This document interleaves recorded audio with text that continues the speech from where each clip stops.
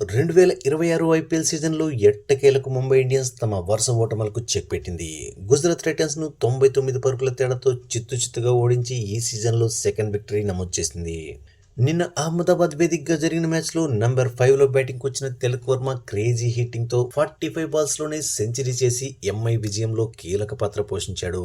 ఇక బౌలింగ్లో ముంబై బౌలర్ సమిష్టిగా రాంచి గుజరాత్ను 100 పరుగులకే ఆలౌట్ చేశారు.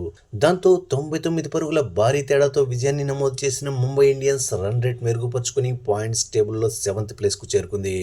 ఇక ఈ మ్యాచ్లో ముందుగా బ్యాటింగ్ చేసిన ముంబై ఇండియన్స్ 20 ఓవర్స్లో 5 వికెట్స్ నష్టపోయి 199 రన్స్ చేసింది. అయితే ముంబైకి స్టార్టింగ్లో చాలా బ్యాడ్ స్టార్ట్ వచ్చింది.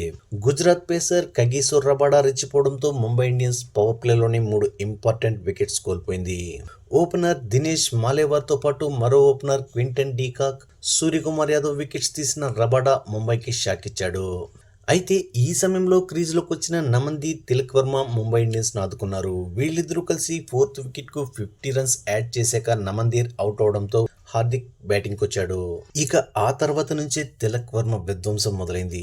మొదట్లో బ్యాటింగ్ చేయడానికి ఇబ్బంది పడిన తిలక్ వర్మ ఆ తర్వాత ఆకాశమే హద్దుగా చెలరేగిపోయాడు. ముఖ్యంగా అశోక్ శర్మ వేసిన 18th ఓవర్ ముంబై ఇండియన్స్ కు టర్నింగ్ పాయింట్ గా నిలిచింది. ఈ ఓవర్లో తిలక్ వర్మ వరుసగా 5 బౌండరీస్ కొట్టి ఏకంగా 26 రన్స్ రాబట్టాడు. దాంతో ఒక్కసారిగా మొమెంటం ముంబై ఇండియన్స్ వైపు వచ్చింది. ఆ తర్వాత చివరి ఓవర్లో మరో 2 6లు 2 4లు కొట్టి సెంచరీ కంప్లీట్ చేసుకున్న తిలక్ ముంబై ఇండియన్స్ కు అద్భుతమైన స్కోర్ అందించాడు. అనంతరం చేజింగ్లో గుజరాత్ టైటన్స్ పూర్తిగా తడబడింది. 200 పరుగుల టార్గెట్ను చేసే క్రమంలో 100 పరుగులకే కుప్పకూలింది. వాషింగ్టన్ సుందర్ 26 రన్స్తో టాప్ స్కోరర్గా నిలవగా మిగతా బ్యాటర్స్ దారుణంగా ఫెయిల్ అయ్యారు.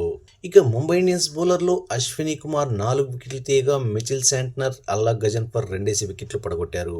బుమ్రా, హార్దిక్ పాండ్యా తలో వికెట్ తీశారు. ఇక అద్భుతమైన సెంచరీతో చెలరేగిన తిలక్ వర్మకు player of the match award దక్కింది.